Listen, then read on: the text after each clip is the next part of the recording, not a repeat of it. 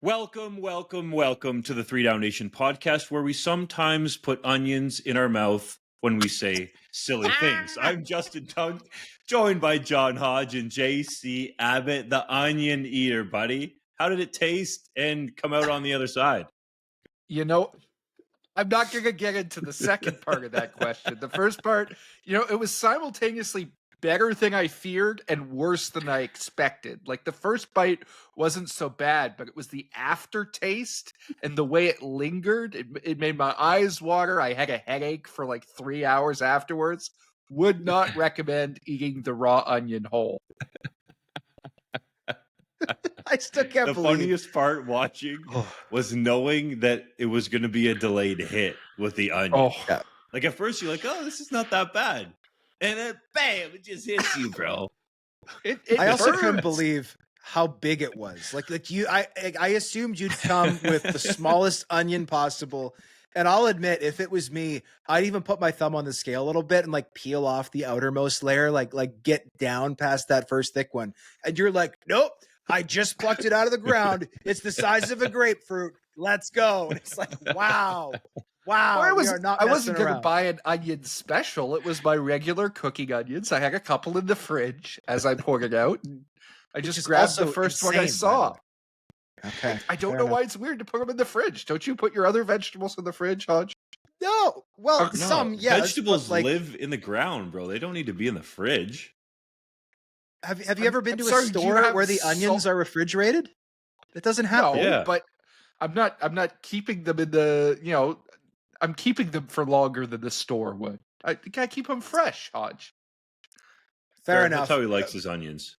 Put in the chat if you refrigerate your onions. And also, while we're on the chat, we do want to solicit feedback from our wonderful listeners and viewers.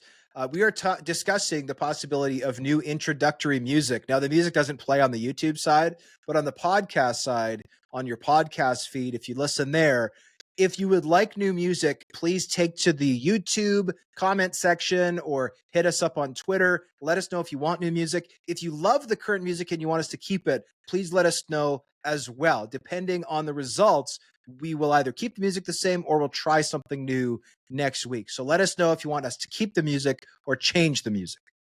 There are many reasons why we are considering this, but whenever I think about the podcast music, fellas, I think of one comment that we received from a person who shall remain anonymous that believed that the intro and extra music for the podcast resembled or made them think about, let's say, how can I put this? Adult entertainment? Yes, adult entertainment videos from the 1980s. Now, I've never consumed any of that content, so the comment was hilarious. But this is one of the reasons why we're considering making that change. And, while we're on that note, be a friend, tell a friend. If you're listening to the podcast, share it with a friend and make sure that you hit that subscribe button, whether it's on your favorite podcast feed or on YouTube, to help us share the goodness of the 3DownNation podcast. I'm sorry. I thought this was adult content. That's why I grew the mustache. Was I wrong? Oh, jeez. My mother listens to this podcast. I'm just going to remind everybody of that really quick. Let's move on, boys. We're going to take a coast-to-coast look at each Canadian Football League team as they enter training camp, and we'll start on the West Coast. The BC Lions are up first. We have a question, by the way. Training camp's getting underway on Sunday for each team to answer. We're going to try to answer it right now for the good people. Out west, Canadian quarterback Nathan Rourke is the clear number one quarterback and the face of the franchise for the Lions after rejoining the team partway through last season. Can the Canuck QB reach his heights from 2022 when he was named the league's most outstanding Canadian? I think he can, at least from a personal standpoint. I would never bet against Nathan Rourke. His work ethic, the way he approaches the game, I think is without reproach. And we know how he struggled last year. But if you've looked at him throughout this offseason, the way he's approached it, this guy has been on the field every day. He's been out in the community every day. He's treated it almost like a season unto itself. And at the same time, he looks entirely refreshed. At the end of last year, with all that was going on, you could tell that he was carrying a burden on his shoulders. There was sort of a melancholy around the Lions as a whole, but especially with Rourke as things weren't going his way. That's gone now. He looks loose, he looks committed, and his teammates have pointed out that not only has he done the usual things we expect in terms of diving into the playbook and putting in extra workouts, refining his technique on the field with just an unbelievable zest and zeal, but he's taken great strides in terms of getting to know his teammates off the field, really taking on that leadership mantle and bringing that team closer together, flying people in for mini camps, flying people in for other workouts. I think there is no doubt in anyone's mind right now that this is Nathan Rourke's team, which was the problem last year when it wasn't. I have some questions about the pieces around him. I think you guys are going to get into that. But from a Rourke perspective, I think we can bet that he is going to be at the top of his game once again, and we won't see the rust and the struggles that we had last year. Nathan Rourke's going to have a great season, and that to me is evidenced by one small story that Christian Covington shared with me during an off-season workout Covington was doing. I believe it was a cone drill he mentioned. And in his mind, he knew he pulled up and wasn't quite going, let's say the cliche 100% until the full end of the drill. But it was only like, to Covington's memory, 1 or 2 steps. And Rourke said, "What's up, Cov? What's going on, Cov?" And Covington's standing there going like, does he know that I just pulled up just a hair, like 1 step short of not going 100% in this drill? And he did. So to me, when you have somebody who is keeping to that level of accountability, it tells me that at least Nathan Rourke, to your point, JC, as an individual, is going to have a great season.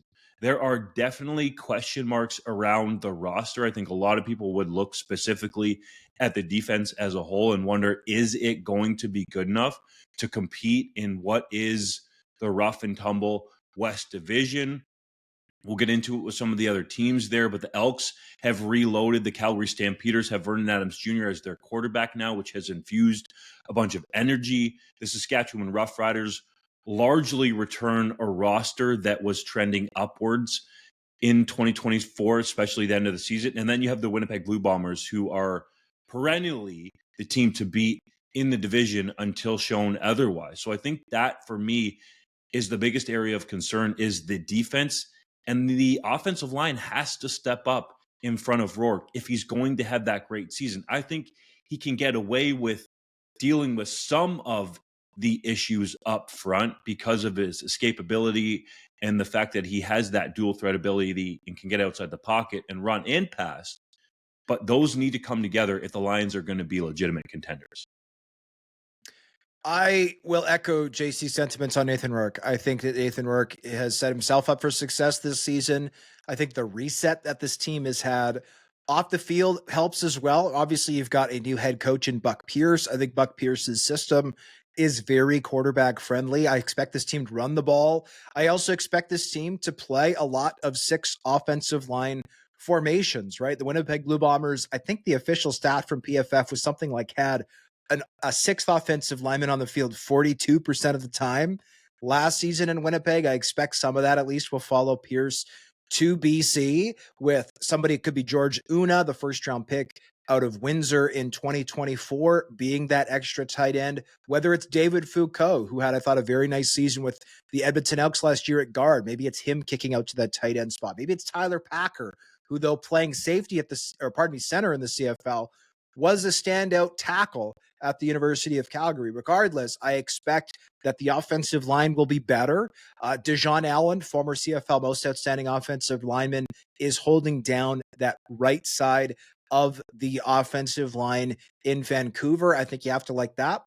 I have questions about the receivers. Nothing that Stanley Berryhill or Aiden Eberhardt did last season really swung me. Aiden Eberhardt, to me, I would almost equate to kind of like a poor man's Brian Burnham. Doesn't always separate, can try to elevate and make those circus catches, but I don't think that he can high point the football like Brian Burnham did, and I don't think he's got the hands that Brian Burnham did. But who knows? Nathan Rourke was so sensational in 2022 that he took what was, yes, a good receiving core, but I thought elevated it. It's possible he'll be able to elevate this one. We obviously know Justin McInnis is sensational, league's leading receiver last year. And Keon Hatcher has been sensational in the past. He didn't look sensational last year, but he was also coming off the Achilles tear, might have rushed that back a little bit. So with him back at full health, full strength, I'm curious to see what comes of that. So the receiving core, I've got some questions about, but with a renewed running game, with a different protection scheme, with a more quarterback-friendly system, that maybe will get the ball out of Nathan Rourke's hands a little quicker than we've seen previously. I am bullish on what he'll be able to accomplish. And what a race it's going to be, by the way, for most outstanding Canadian in the West Division. You've got Rourke, who, had he not gotten hurt, would have been the MOP in 2022, and the reigning MOP in Brady Oliveira. And oh, by the way, you've also got Tyrell Ford, Trey Ford, and a slew of other elite Canadian players in this division. That's going to be an amazing race to watch in 2025. In my mind, I think you're entirely correct, Hodge. They need to find a receiver, and I think there's going to be competition in training camp. Stanley Berryhill, I'll hold out hope for as that potential deep threat. I think he could make a jump in year 2. Aiden Eberhardt, I just don't see the upside there long term. I know the Lions really like him, but I think he's a little bit limited as a player. And then Keon Hatcher's going to be solid, but is he ever going to be that all-star caliber guy again? I don't know. Justin McInnis, I don't think it's reasonable to expect him to lead the league in receiving every single year. I think he's going to be a good guy, a 1,000-yard guy consistently, but I don't know if you will see him reach those same heights again. So if you're looking at that equation, you've got to find that next guy. Maybe it's a guy like Hayden Hatton, who's been up here to work with Rourke, or Jared Bernhardt, who was a lacrosse player that they had on the practice squad last year that they really like. Or maybe it's a former NFLer like Lynn Bowden Jr., who they brought up to much acclaim, that steps into that role and creates something. But there's not enough weapons, in my mind, on the offense, or proven weapons. And while Rourke is going to be able to cover up a lot of that because of his big playability and what he does in the pocket, the ability to extend plays, I'd still like to see another proven target in that offense, or somebody stepping into that role early where you can rely on them, in particular, to stretch the field. The Calgary Stampeders allowed 6.6 yards per carry last season, almost 1 full yard more than any other team. With a reconfigured linebacking core, which includes Micah Tights, Gary Johnson Jr., Derek Moncrief, and Marquel Lee, among others, will the Stamps be able to stop the run in 2025? I need to see it to believe it. You know, the Calgary Stampeders out here trading away their best linebacker and a ratio breaker at that in Cameron Judge. Yes, I know on the flip side of that, they reacquired Flo Orimolade, and he can be a run stuffer and help in that way. But I've got major question marks about this linebacking core unless the team is able to unearth an American find that we haven't seen proven themselves yet in the Canadian Football League. I think that is a huge question mark with this team. We saw teams repeatedly, and you know, the one that comes to mind for me is Reichel Armstead in his Riders debut, going for over 200 yards on that team in a must-win game for both sides to really keep their playoff hopes alive. That propelled the Riders to second in the West Division and sent the Calgary Stampeders to the basement in that game just because they were not physical enough or good enough up front to stop the run. That is an absolute major question mark with this team. There's all the flash and dash as there should be with Vernon Adams Jr. coming in there on offense, the energy that he's bringing. You've got Jalen Philpott talking about, well, Vernon Adams Jr. is 95% of the reason why I re-signed with this team, and I believe they're going to be able to score points. But if you can't stop the run, Vernon Adams Jr. is going to be over there cooling down on the bench, and your defense is going to be getting beat up. So that is priority number one for new defensive coordinator Bob Slowick. Yeah, Bob Slowick has been a defensive coordinator in the CFL once before. He manned that unit with the Montreal Alouettes in 2019. Had also previously been an NFL defensive coordinator, more of a background in the secondary. But Bob Slowick is also 70 years old and has been in professional football for a very long time. So I trust him to know what he's doing with all facets of the defense. That being said, I thought this team had a very good defensive coordinator last year in Brent Monson and just still couldn't get it done. Right. And one of the really curious things about how badly this team struggled against the run is they had such a heavy front. Like right now, I've got their two, and this is just my projection, but their two starting defensive tackles, Josiah Coatney and Miles Brown. These guys are both over 320 pounds. Like there are not a lot of defenders in the NFL, or pardon me, in the CFL over 300 pounds. That's more of an NFL thing, a more run heavy game, right? 4 downs, limited space between the offensive and defensive lines at the point of the snap. Calgary right now looks like they are heavy. They are thick along the interior of that defensive line. That might be something they're doubling down on as they look to get a little tougher against the run. One thing that's going to hurt them, though, is the announcement that came out this morning that former Western Mustang standout and Grey Cup champion Fraser Sopik has retired. I had him plugged in as the potential starting weak side linebacker for this team, and this might be an insinuation that the Stampeders will not be starting a Canadian in their linebacking core. They'll be looking to maybe start 2 receivers. That would also explain, of course, the selection of Damian Alford at first overall. He's now under contract with them. But I have big questions about how this team will stop the run. I think they've done some good work to make the secondary better. Obviously, Damon Webb, CFL All-Star coming over from the Ottawa Redblacks. But they've got to get better against the run. Because in this West Division, when you've got Brady Oliveira, Trey Ford, and all of the unbelievable challenge that puts on opposing teams. You've got BC prepared to run the ball better. You've got AJ Ouellette, we're going to talk about him in a moment, shredded, down 25 pounds from last year. You can't be giving up 6.5 yards per rush and expect to make the playoffs. You just can't. Yeah, that linebacking core has serious question marks. And I think it'll probably be Marquel Lee, the former NFLer, and Jared Roberts who have the leg up there, because you simply can't start Micah Tights. Not that you wouldn't necessarily be comfortable with him getting you out of a game as a Canadian in that linebacking core, but you've got nobody to back him up, right? With Fraser Sopik retiring, the only other linebacker besides Tights with a Canadian passport is your mid-round draft pick, Nicky Farinaccio, who, of course, won the President's Trophy with the Montreal Carabins, is a great player, but I don't think you're comfortable with that as a situation where you're starting a Canadian with that lack of depth.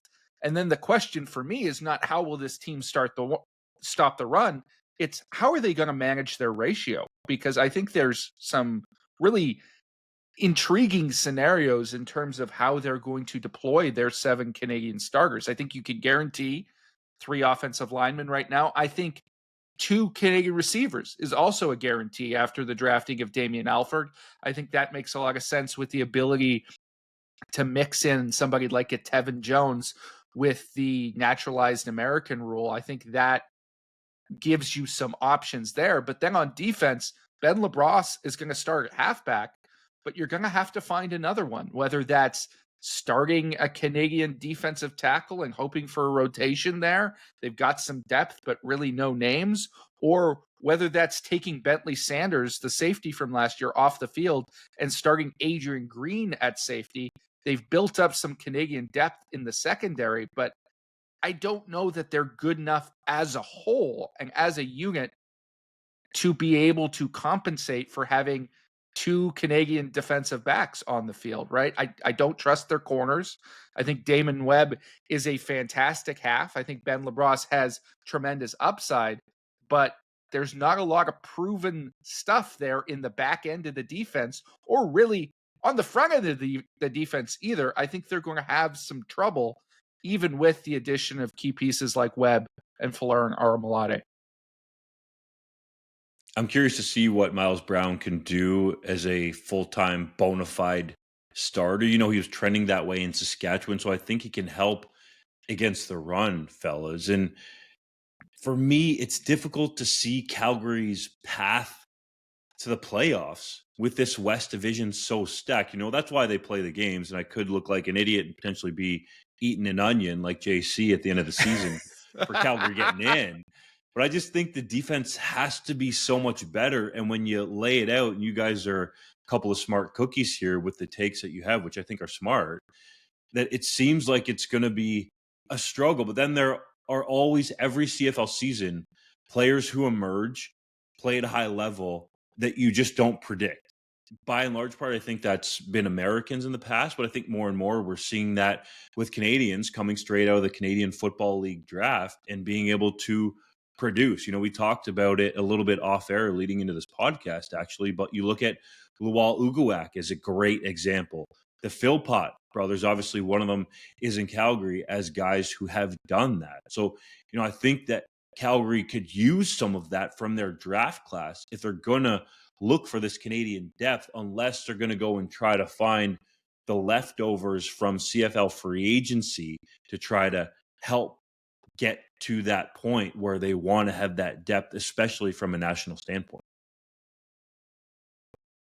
The Edmonton Elks underwent sweeping changes this offseason, with general manager Ed Hervey spending more money than anyone else in free agency. We'll see if he's under the salary cap come probably spring in 2026. Adding Julian Grant, Robbie Smith, Jake Ceresna, Tyrell Ford, Royce Metier, and more, with mostly a new coaching staff. Can the Elks gel quickly enough to get back to the postseason for the first time since 2019?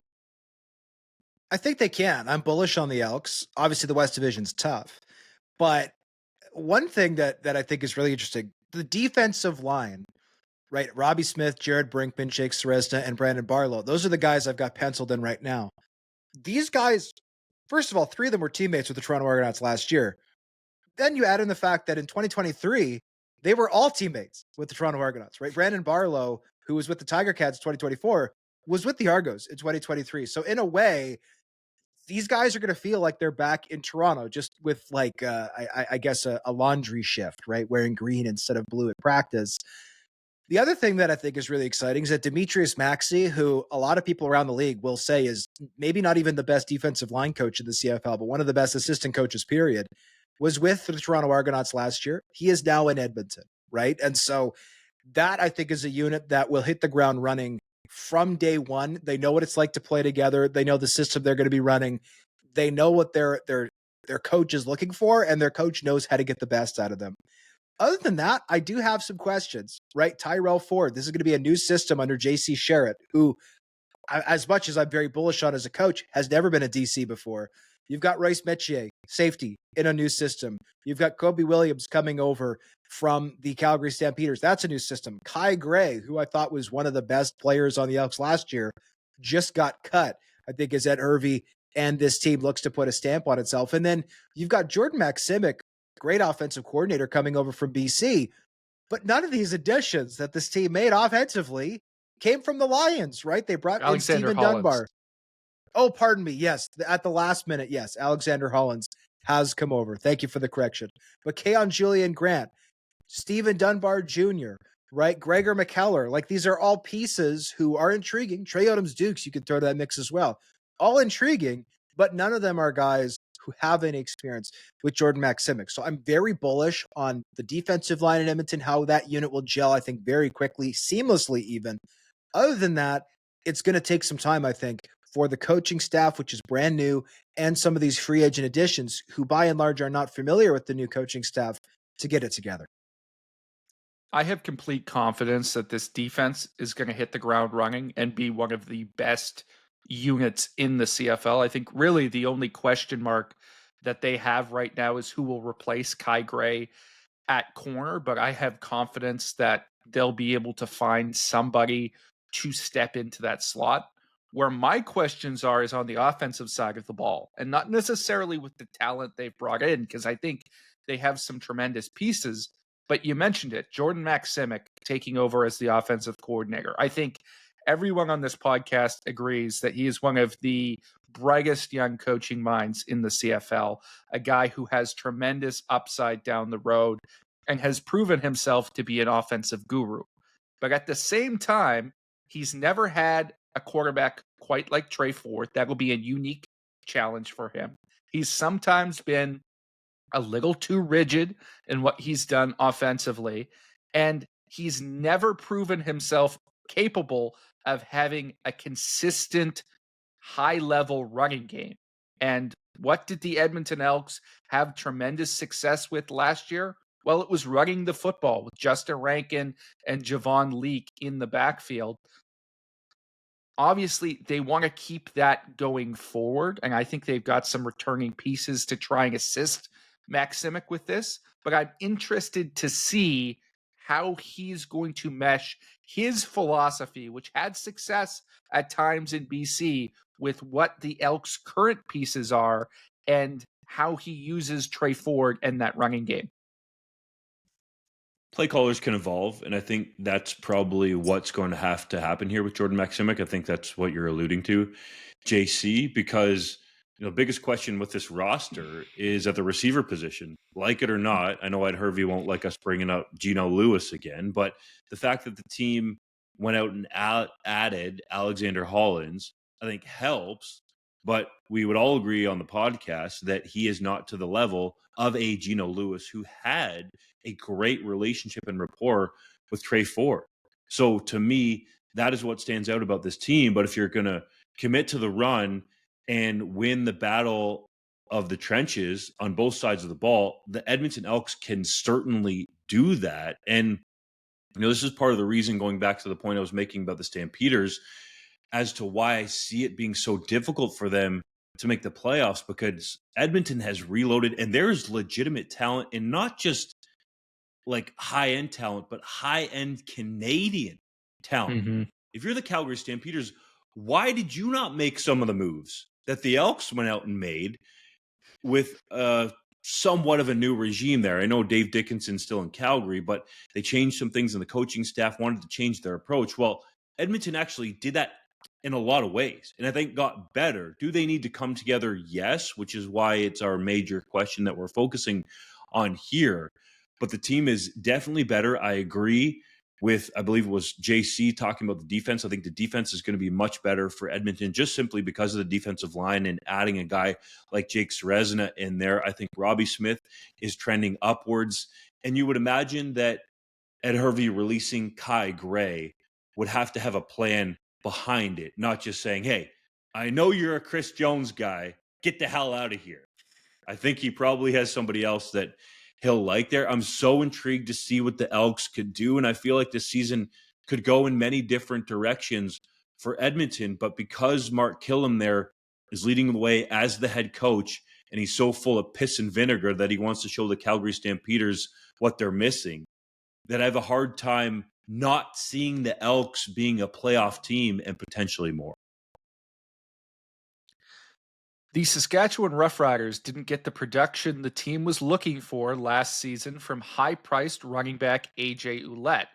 With a reconfigured offensive line and the ball carrier having cut 25 pounds this offseason, will a newly shredded Ouellette reach 1,000 yards in 2025?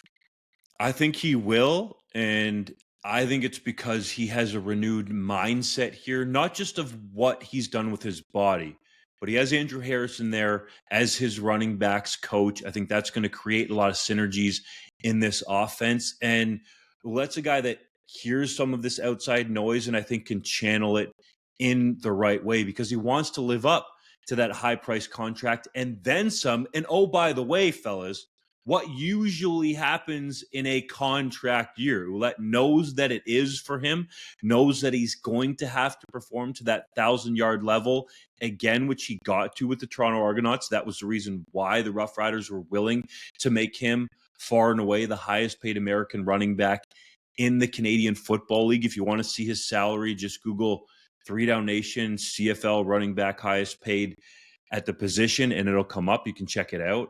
That's why I think it's going to be a big-time bounce-back season for Ouellette. And you look at the rest of the roster, talked about the offensive line there.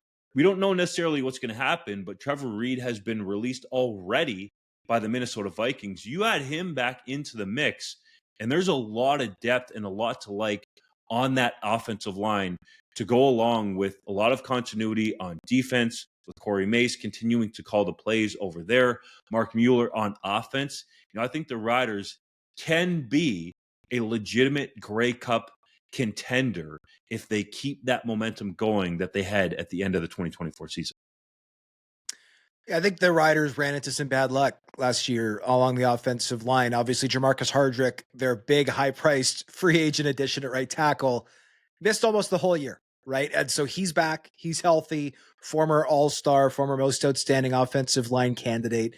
You've then got Sean McEwen, who's been a perennial all-star in this league at center. I don't think he's as good as he once was, but I still think he is an upgrade over Peter Godber, who was there last year. You've got Philippe Gagnon, who was a full-time starter with the Alouettes, who's come in. Excuse me, my seasonal allergies are slowly killing me, but that's beside the point. You're great on the mute button, bro. Yeah, I hit the mute button, but on video, you'll see me sneeze. By the way, as an aside, I don't know if you guys have spring allergies. My spring allergies have been 10 times worse this year than they've been in the past. I don't know if it's maybe the trees are conspiring against me. I don't know, but it's been a few horrible. more times, season, you'll get abs like AJ Ouellette if you sneeze enough. Just I think I already have abs like AJ Ouellette. The only problem is they're covered by a very thick protective layer of not muscle. But I wasn't going to say it, but yeah, that's probably it. With all due respect to guys like Zach Fry, Noah Zur, who were thrust into starting roles last year, I think that this offensive line is much better equipped this year to move opposing defenders. Obviously, I haven't mentioned his name, but Logan Ferland, reigning West Division most outstanding offensive lineman. He's going to be great, whether he's a guard, center, or tackle.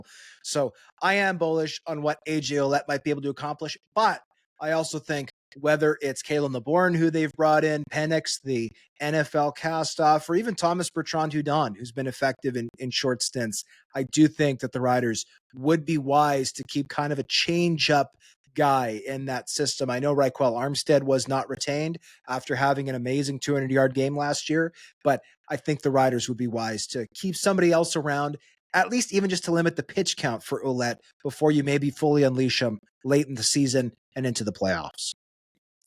I agree with that, Hodge. To me, I am skeptical about AJ Ouellette's ability to get back to the level he was in Toronto.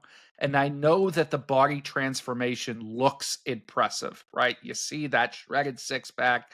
You see that eye-popping number of 25 pounds lost. And naturally, we look at that and say, okay, he's going to be a dramatically different player. But I think he's going to have to put on a little bit more of that weight on his frame to play the way that he has traditionally played. He's not going to come in at 200 pounds. He'll probably come in at 210. And abs are irrelevant to the running back position. Now, has the less weight and his new training regime altered the wear and tear on his knees and his hips? I think that's probably true. But also, a lot of that damage has already been done in his career. And I don't know that you can ever fully turn back the clock. I think AJ Ouellette will be better and healthier than he was last season. But if there was an over-under on 1,000 yards, I'm betting the under. And I think Saskatchewan is going to need another running back, whoever that may be, available for at least a few games or as a change-up option if they want to keep that running game at top caliber. Thomas the Train Man. He looked legit in limited action last year. The Winnipeg Blue Bombers lost key Canadian starters Liam Dobson and Tyrell Ford in CFL free agency, casting their ratio situation into some doubt. How will the Bombers reach 7 starting Canadians this year, and should fans be concerned about the team's homegrown talent level? I think concern is too strong of a word, but there's no doubt that the Bombers' Canadian talent has been diminished over the course of the offseason. General Manager Kyle Walters admitted as such when speaking to the media after this year's draft. And I do think that this team is going to be able to get to 7 starters well. That being said, last year they had 9 or even 10 starters at times. and still finished first in the standings. There's no way they're going to get to that number this year. This year, they might be more at the minimum, which, of course, opens you to greater risk in the case that injuries take place. Like, this team has started Reddick Ramsey at strong side linebacker. Last year was Tyrell Ford at corner. They've obviously got Brady Oliveira at running back. These are non-traditional Canadian spots. And when you've got those extra starters, it's easy if somebody gets hurt. You just say, okay, we'll flip an American, no problem. When you only have 7, that becomes a lot more tricky. So I think you're going to see, obviously, Brady Oliveira in the backfield and still 2 receivers starting for Canadians with the Blue Bombers, Nick Dembski, Kevin Sklarcius, the 2 incumbents there. They've got some nice depth, I think. I think you're going to see at least 2 on the offensive line. They could go with 3 Americans. Remains to be seen. I think Chris Kolonkowski and Patrick Neufeld are guaranteed to start. Those are the 2 incumbents. But that other guard spot could go to Gabe Wallace. It could go to Tui Ellie. I like the drafting of Ethan Vibert out of South Dakota State as another depth piece, a guy who's been a guard and a center, high floor type of offensive lineman, maybe not a high ceiling guy, but who should be able to come and contribute right away. So minimum, I think, 5 on the offense, which leaves, of course, 2 on the defense. And Cramdy, I think, will be the starting strong side linebacker. I heard some chatter. They might look at moving him to safety. We'll find that out when training camp opens up. And I think that if they were to do that, it could potentially be because they've got guys like Nick Hallett, Jake Kelly, Josh Haggerty, Ethan Ball, who can be good backups at that safety spot. And then the other spot is defensive tackle. I mean, Jake Thomas is the incumbent starter. Had Cameron Lawson, former second-round pick out of Queens, not suffered a torn ACL last year, I suspect he might have been the starter with Thomas as more of a rotational guy. I could see the Bombers playing 2 Canadians at the spot at times, rotating in 2 with Thomas and Lawson. They've also got Tanner Schmeckel and Colin Cornelison there, some Canada West alumni. So I think that this team has good Canadian talent still. Obviously, long-term, a guy like Connor Shea, this year's first-round pick, could be a starter at weak side linebacker or middle linebacker. But there's no doubt that the margin for error is much smaller this year than it was last year. And if this team gets into big injury problems at the Canadian spots, that could be a very big challenge to overcome. I still think we'll see the Bombers get to 8 true Canadian starters, at least on paper, with the possibility of rotating at that defensive tackle position with an American and seeing Devin Adams or Jamal Woods get in there in that rotation. But the intriguing thing to me that you just touched on, Hodge, is how soon will it be until we see Connor Shea in that linebacking core in a meaningful role? Because I thought he was a pro-ready guy, in my opinion, coming out of Wyoming with tremendous upside. They paid Jonathan Jones in free agency.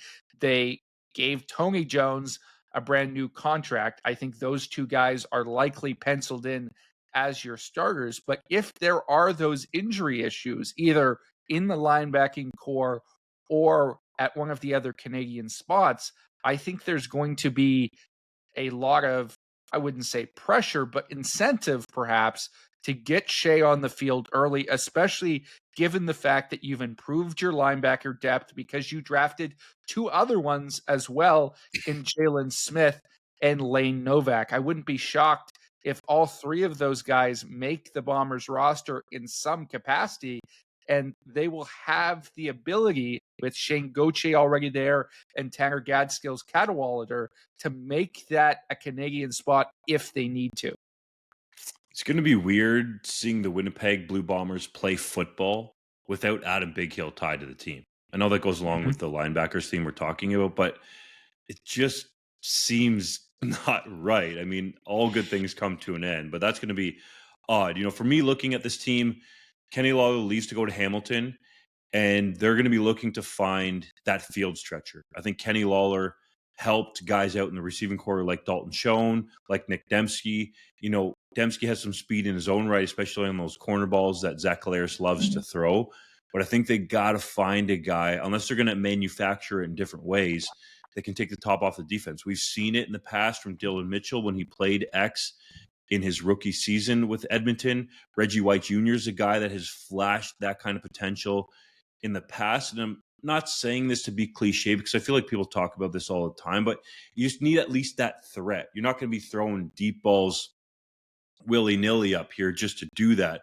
But you need that legitimate threat to help open up the underneath passing game that the Bombers have become so good at, especially with Nick Dembski and Dalton Schoen. So to me, that's what I'm looking at from the Winnipeg Blue Bombers is, can they find that guy? It seemed like they had potentially his replacement in Ontario Wilson, who could get vertical real quick, but he's with the New York Jets right now, so he's not going to be helping this team at least to start the season, probably for the whole thing. So it's going to have to come from guys that are on the roster entering training camp.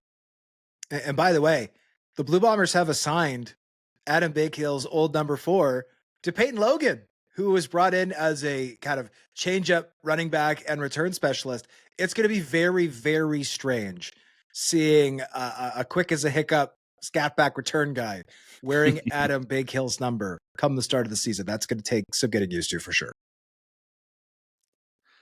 The Hamilton Tiger Cats finished dead last in the CFL last season in offensive points allowed, leading to sweeping changes on the defensive side of the ball, with Taiwan Garbutt, Reggie Stubblefield, Deshaun Amos, and Devin Veresuk being added under new defensive coordinator Brent Monson. Will the unit improve enough to get Steeltown back to the playoffs and potentially win them their first Grey Cup since 1999? Yeah, I'm just not convinced about the defense yet. They can prove me wrong, and there's lots to be played out here. That's why they play the games. But I thought that there would be bigger reinforcements, let's say, brought in. And I know the Tiger Cats were talking, to some of those names, especially that were big in free agency. But I'm going to have to see it to believe it. I think Brent Monson is among, one of the brightest defensive minds in the Canadian Football League. We've seen his defenses be really good in the past with the Calgary Stampeders, even though they weren't so good, especially in 2024. I don't think that was all on his plate. I think the defense there in Calgary was devoid of some talent as well. But, the talent in Hamilton doesn't make me any more excited than what he was dealing with in Calgary. So, I do think there are some intriguing pieces. Reggie Stubblefield really stands out to me.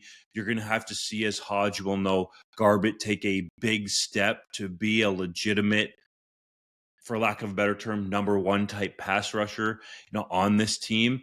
I think we forget about Casey Sales on the inside, who is one of the best interior defensive linemen in this league. Is he Jake Ceresna? Not quite, but I think he's pretty close to that level.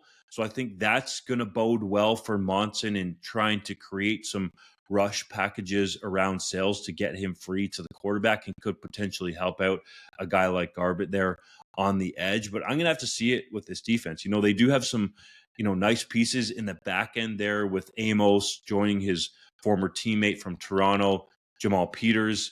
Stavros Katsantonis is a really good safety in the back end. But I got to see it all come together here until I believe that this question can be answered. Yeah, I think the reason the Hamilton Tiger Cats went out and grabbed Isaiah Bagna at 9 in this draft was partly because they recognize they just need help getting to the passer. Like, I don't think they're necessarily saying, oh, we need defensive end to be a ratio spot. But Lucas Brubaker, a guy with an unbelievably high ceiling, dare I say, assisting Chapel like ceiling, who they took in last year's draft, could potentially help out after an injury-plagued rookie season. Bagna, I see as more of a high floor, low ceiling guy who might be able to come in. I do think that Garbutt, it's easy to point out the fact that he only had a couple of sacks last year, but I think there were 2 reasons for that. One is the Bombers on passing downs never played 4-down linemen. It was always 3. That makes it tougher to get to the quarterback. And secondly, he had to get there before Willie Jefferson, which is also tough to do. So I am high on Garbutt still for that reason. If it's a 4-down front, right, I think he's going to have an easier time getting to the passer. I expect his sack total to increase in 2025, but yeah, like the front 7 or front 6, depending on what you want to call it, of this defense does not blow me away. I don't put it up there with the best in the CFL. I would put Edmonton's right up there. I would put Saskatchewan's right up there. This, I'm not even sure, is a tier 2 front 6, front 7. Is it better than last year? Yes. But like Dunk, I'm surprised that there wasn't more done for the front of this defensive unit, including, of course, the defensive line and the linebacking core. So I think that this team will be better coached. This unit, I should say, will be better coached in 2025. But the defense was certainly, absolutely unequivocally, the reason this team didn't make the playoffs in 2024. That's why they made a defensive coordinator change partway through the season. It was too little too late, right? This offense put up a tremendous amount of points. Bo Levi Mitchell, a legit MOP candidate. It's very rare in this league that you can have that and not even make the playoffs. So the defense has to be better. This will be the unit that makes or breaks the Ticats. No question about it, because they're going to be good on teams. They're going to be great on offense. This is the unit that has to get it right. That front six, Hodge, to me is only slightly better than how they were last year. I'm underwhelmed, to be entirely frank, with the moves they made there. Casey Sales is an all-star, an elite player in my mind. But if you go down the list, I mean, Taiwan Garbett, okay, fine. Julian Hauser, he's a high floor player, solid run defender, but he's not getting any younger, and I don't think he's a game changer for you. Miles Fox, probably a rotational guy.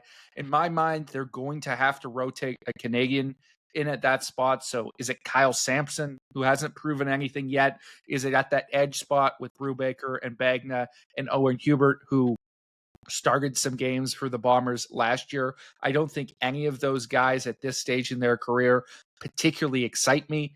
And then you go to the linebacking core, and this was a team that last year ultimately had to start a Canadian and Ryan Baker in that linebacking core. I know that they didn't want to start Ryan Baker going forward, so they went with linebacker at number 2 in the draft with Devin Veresuk, but I don't think he was the most pro-ready guy there. I have no doubt in my mind that he's going to be a starter at some point. I don't know that he is ready to do that right now. And in that case, if you can't start a Canadian linebacker and you're going back to Kyle Wilson and DQ Thomas, maybe Brian Cole in that mix, I just don't see a huge improvement from that unit.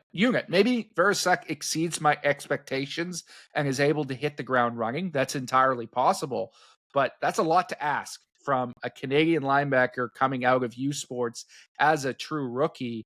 I just don't have a lot of confidence that they're going to be able to get the job done up front this coming season. Bo Levi Mitchell could legitimately set the CFL single season passing yardage record. And if the defense isn't any better, they're not going to make the playoffs. Like, it won't matter. Yep. He could throw for over 6,000 yards and have an unbelievable season. And what he wants to do is win a Grey Cup and potentially walk off into the sunset, as he exclusively told 3DownNation.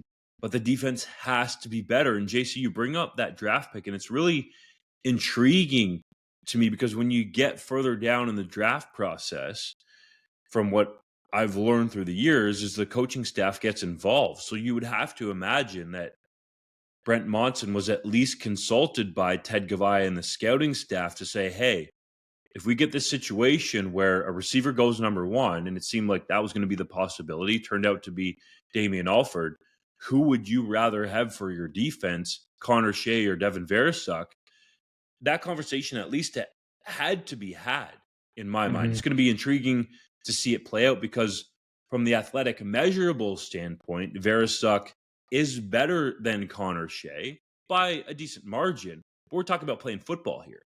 And if Connor Shea can step in and play right away for the Winnipeg Blue Bombers, and they believe he was the best defensive player on the board, I'm saying Kyle Walter's words, by the way, why don't the Hamilton Tiger Cats think that? That will be intriguing to play out just from Veresuk's and Shea's careers as we watch them go along.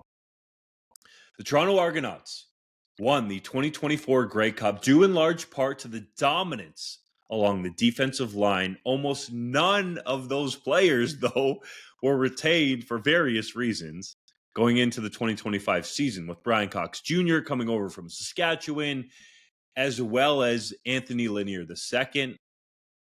Will the unit still be among the league's best? No, it won't be. I don't think it's going to be bad. I think Anthony Lanier has some juice left in the tank.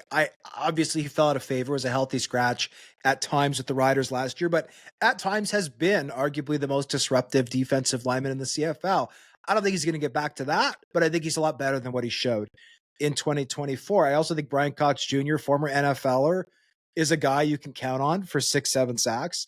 I also think Derek Parrish is a guy who's maybe flown under the radar a little bit. This is a guy who was a 7th-round pick of the Jacksonville Jaguars, kind of as a fullback, long snapper, but was a very good pass rusher at the University of Houston.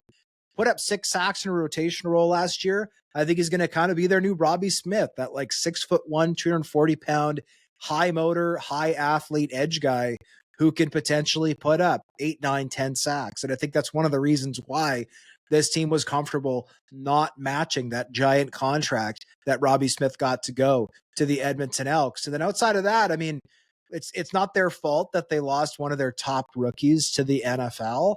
Jordan Williams is going to be in the mix to play at nose tackle. They also brought in DeMarcus Christmas, who's has experience. So like, I like the pieces they have. Obviously, Lanier and Cox Jr. have some familiarity between the two of them. But as much as this unit isn't anything to shake a stick at, I'm sorry, it's also not necessarily close even to what this unit was last year. This has gone from a dominant unit to a unit that I think is very serviceable, might even be good, but I don't think it's going to be elite like last year's unit. And the rest of the defense is going to have to step up as a result, right? This secondary, I think, benefited. It's not a bad secondary, but it certainly benefited, right, from the pressure that this team generated. The offense had some explosive moments, but it obviously benefited from the takeaways, right, that the pressure that this defensive line was able to get on opposing teams were able to generate. That's not going to happen at the same clip in 2025, and everybody else is going to have to step up. I'm on the same page with you, Hodge. I think the players that they brought in along this defensive line are solid patches, but they're not going to knock your socks off. I like Brian Cox. I like Anthony Lanier. I think they bring value, but it's going to be a step down from Folarin Armalate, who was the best pure pass rusher in the CFL in my mind the last couple of years, just with the way he can bend the edge. And you lose guys like Jared Brinkman and Jake Serezna, who are truly elite in the interior. The two names that I think can elevate this unit if they have strong seasons are, one, Derek Parrish, who you mentioned. I think the analytics in terms of his grading from PFF, but also the amount of pressures he was able to generate in mostly a rotational role as a rookie suggest that there is more there, and he could take a huge step in year 2. If he's able to do that, then that changes the outlook for this unit.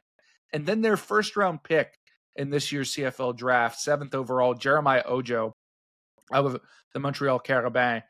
I love him as a player. I think he is truly the next Robbie Smith. I think they are similar builds.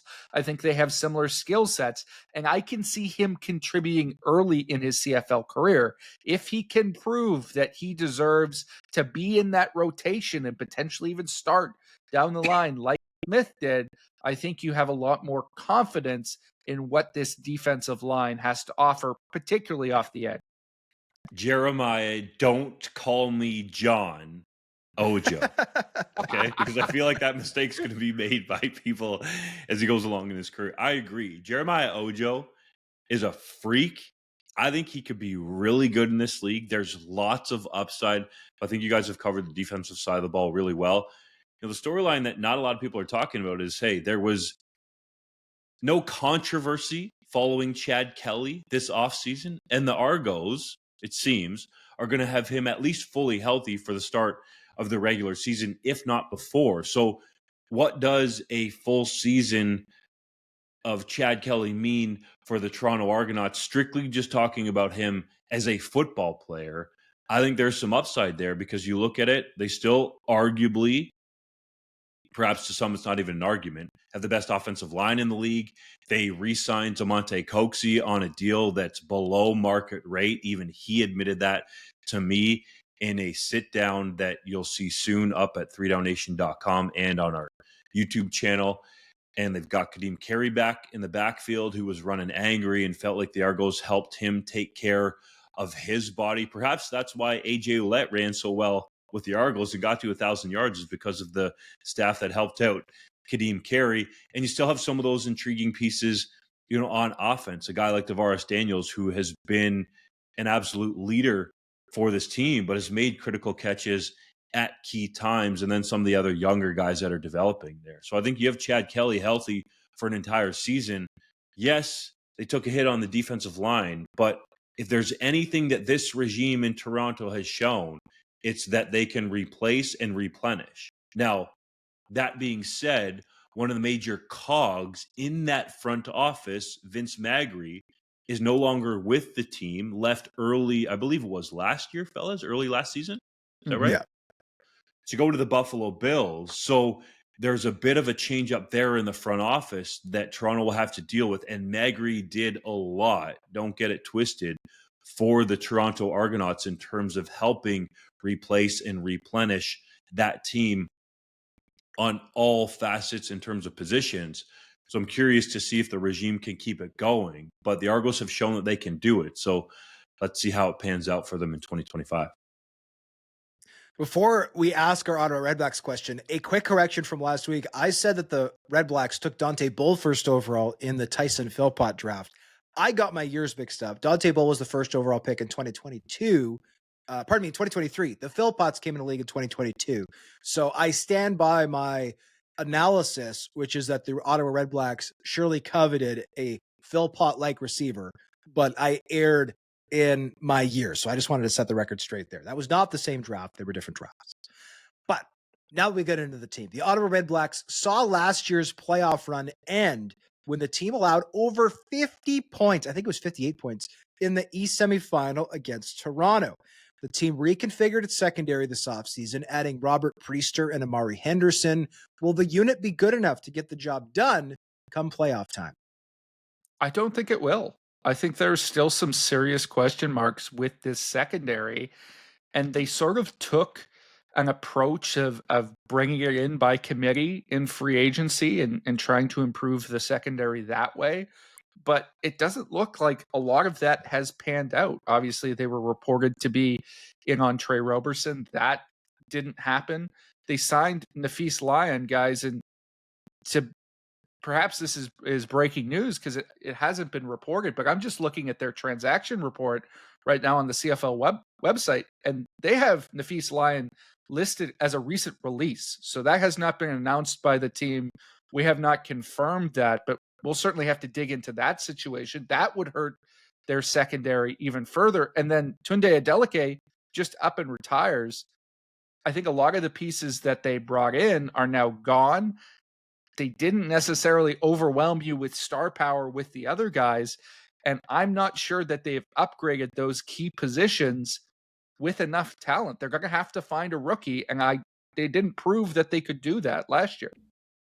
I'm curious to see what William Fields can do with this defense and specifically the secondary. To some of your points, JC, I think there's some upside there. He's helped develop guys in Toronto like a Quantez Stiggers or, Benji Franklin come to mind for me that he's had his hands on, primarily overseeing the secondary there. So to your point, yeah, they're going to have to find, I think, an American rookie or an American talent there. Perhaps, a couple, or a Canadian to help them out in the back end. I do think there is some potential upside to be realized with Priester, who has showed that he's definitely athletic enough to play in the back end. I think he's got to be more consistent, but he did make some plays for the Toronto Argos, especially at some of the biggest times. And Amari Henderson is interesting to me just because of the way that he was used in Saskatchewan. I think they viewed him as perhaps the better cover guy compared to Deontay Williams. Kind of used those two guys in a tandem at the boundary corner spot. Last year, they felt like Williams was the more physical player. So I think if Henderson can play more physical or perhaps is in a different scheme and gets with William Fields and plays more consistently, then I think there's some possible upside there with him as well. But there's no question that the secondary is going to have to answer the major question about the Redblacks, because we know they're going to be able to score. The offensive line is really good. I think they'll be able to run the ball better if they want to. With William Stanback there now in the backfield, they could have potentially 3 or 4 1,000-yard receivers. I think the defensive line is really good with Lorenzo Malden coming back, Bryce Carter on the other side. The linebacking core led by Darius Pickett, I guess whether you count him in the front or not as a strong side linebacker, I think it's going to be good. It's that secondary. And if the secondary is even decent, I think this team could be a contender. I think the coaching here is the big thing. And obviously you mentioned Lyon, you mentioned Adeleke. Like there are some really nice additions this team made who just aren't going to be in training camp for non-football reasons. But William Fields, I thought, had an incredible game plan in the Grey Cup. He was the co-defensive coordinator in Toronto with Kevin Iben. Kevin Iben, a career linebacker. I think he's more of a front six, front seven guy. William Fields is the more back-end guy. And no disrespect to Baron Miles, who was the team's defensive coordinator last year. Baron Miles was a Hall of Fame caliber defensive back. William Fields was not in his playing career. On the coaching side of it, I think William Fields is the much better coach, right? Baron Miles was not retained after 2024. I think he is a very good DB coach. I'm not sure if he's the best defensive coordinator. William Fields, to me, is a big upgrade there. I think he's going to be in a better position to maximize the talent that this team has in the defensive backfield. The Montreal Alouettes have kept their first place roster from last year largely intact, save for the QB position, where Davis Alexander takes over from Cody Fajardo as QB1. Can he live up to the rest of the roster around him as the Owls look to host the East Final again in 2025? There's a lot of expectations on Davis Alexander. And, you talk to some of his teammates, particularly the conversations that I had with Austin Mack and Tyson Philpott, and they think this guy can be elite. Like they are really excited about the potential for throwing the football all over the field. They threw some shade at Cody Fajardo in a way, saying that it was more of a timing offense and that Davis Alexander has this cannon of an arm where they can attack all areas, especially vertically on defenses now with him as the starter. And that's all great. And people go goo goo gaga about arm strength. And we talk about it, in the draft process too. But it comes down to playing quarterback. And I think Davis Alexander has the chance to be really good. But it's an entirely different animal when you're the starter week in and week out. And smart defensive coaches like William Fields and the rest that are in the Canadian Football League start to figure out some of your tendencies. How can you sort of battle back from that? How do you deal with that when they take away your favorite easy throws, let's say, for a small example? That is going to be the key with Davis Alexander, because we've seen these, and I'm not going to name names or compare him to anybody, but flash in the pan type quarterbacks in the past where they've played well for a spurt, as the backup in place of a starter, and they get a lot of money and go elsewhere and don't pan out. I'm not saying Davis Alexander is going to be that guy. I'm really intrigued to see what he can do. I think he has 5,000-yard upside as a passer, but that actually has to be realized when you're playing week in and week out. So I think he can live up to the hype, but it might not happen as fast as we all think it could, even though I think he's in a great spot here because he knows the offense. Jason Moss has been key in his development process. It's clear the Alouettes love him. General manager Danny Machocha, on down the list through his teammates and the rest. But he's got to go out and do it game in and game out against the elite athletes in the Canadian Football League. Yeah, and I have questions about McLeod Bethel-Thompson. Right, this is a guy who, he didn't win a lot of games last year in Edmonton, but he's led the league in passing before. He's led the league in passing touchdowns before, and was sharp last year. Like played well, all things considered, with the Elks.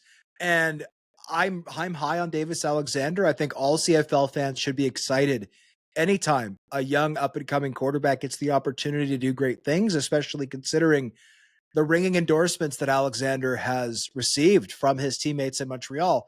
That being said, this is a team that won 13 games with Cody Fajardo last year. If you start the season 2-2 or 1-3, like how quickly does Jason Moss pull the chute and say, no, we're putting in McLeod Bethel-Thompson, a guy who we're confident can go out there and deliver 25 points a game consistently and put us in a great position to win. So I'm not wishing ill on anybody, be it Davis Alexander, be it McLeod Bethel-Thompson. I'm just asking the question because this is something internally I'm sure the Alouettes are discussing right now. And if they're not, they should be. what does it look like at the start of the season if after a month we're 1-3 or we're 2-2? Like, this is a team that I think expects to be number one in the East Division again in 2025. What do we do if that's the situation? If after the first month, Davis Alexander's got 2 touchdowns and 3 picks, when do we pivot to Bethel Thompson? Because that's a decision you can't make lightly if you want to avoid the risk of potentially damaging the confidence of your young passer. Man, you got to stick with the kid. I think you got to give him more than a month. If you're willing to make him your franchise QB, pay him some really good money, and trade Cody Fajardo, you got to let the kid live in it a little bit, right? If he's going to make some mistakes. That's just my own opinion. I don't disagree, but it's a good question, and it's one that you have to answer if you're the Owls. I completely agree with you, Dunk. You need to give Davis Alexander some leash. But I think there are 3 main question marks right now that are going to determine how much success he has in his first year as a starter. And I'll go from least important to most important. First of all, right guard. Who's taking over that position? Jesse Gibbon, I think you've got penciled in for as the starter right now. He hasn't necessarily proven it long-term in the CFL. Maybe it's Tiger Shanks, who you drafted 5th overall, who bumps inside there. Maybe you kick over Cyril Hogan-Sando, who's traditionally been a center, but they need to answer who's going to play that position on the offensive line. Number 2, can Austin Mack get back to the place he was at before he came back from the NFL? We know how difficult that transition can be when you're coming into the CFL mid-season, especially when you're a little banged up like Mack was. Can he recapture what he was like during that Grey Cup run for the Alouettes? That will be crucial. And then most importantly, what does Tyson Philpott look like, and can he stay healthy? Because what we saw from Philpott at the start of last year before he got hurt was absolutely special. I thought he was the best receiver in the league by far for the first half of last season. If he can stay on the field for at least 16 games, if he can be that player, then Davis Alexander is going to have a legitimate number 1 weapon, a guy who's a potential game breaker, and I think that opens the doors to all that high-end 5,000-yard potential that you talked about. I don't love doing this, but let's look at Montreal's first 5 games. Home against the Argos, on the road against the Redblacks, on the road against the Elks, on the road against the Tiger Cats, home to the Lions. So you would have to think there's at least 2, perhaps 3 wins in there, depending how you feel about the Elks early in the season. But I mean, you start off against Toronto, and those games are always a battle, and Ottawa's on the come up. So those first 2 weeks ain't going to be easy for the kid. No, they will not. So we're interested to see how Davis Alexander will respond. Let's go to Hodge's heritage moment. On this day in 2014, Scott Flory announced his retirement from the CFL. The Regina native played 15 seasons at guard with the Montreal Alouettes, winning 3 Grey Cups. The 9-time CFL All-Star won the CFL's Most Outstanding Offensive Alignment Award twice and was the East Division's nominee 5 times. The 6'4", 315-pound blocker was inducted into the Canadian Football Hall of Fame in 2018, a first ballot guy, and now serves as the head coach of the Saskatchewan Huskies. Dunk, I know you have broadcast a ton of Canada West games. What has it been like getting to spend time with Flory? Admittedly, it took time at the start for him to trust me, being new out there on the scene, and I totally understand it.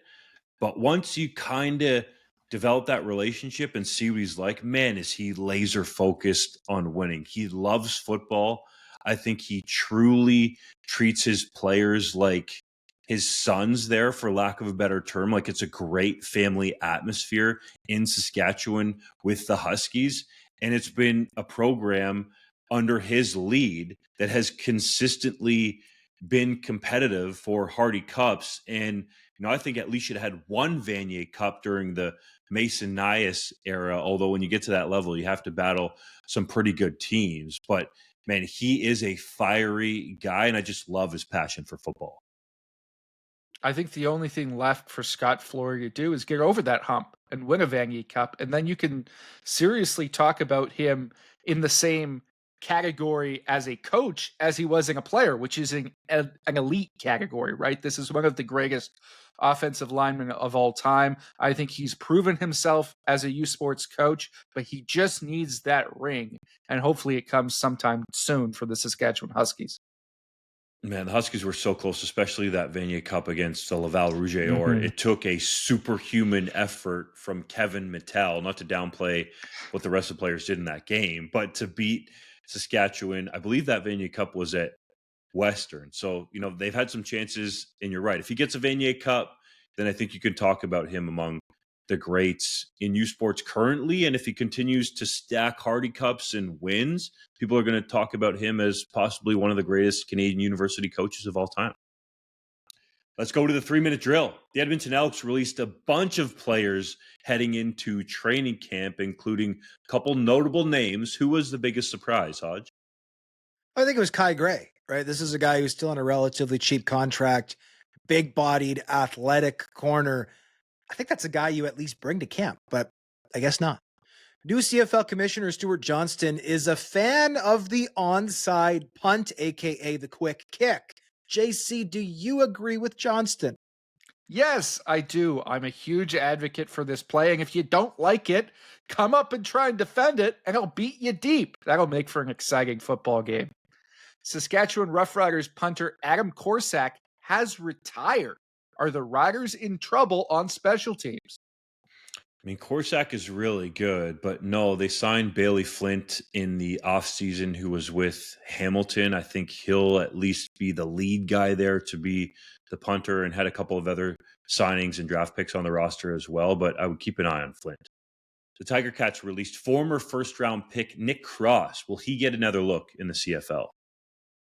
We have some breaking news here, folks. Zach Collaros has been suspended for one game by the CFL. So we will be delving into that shortly.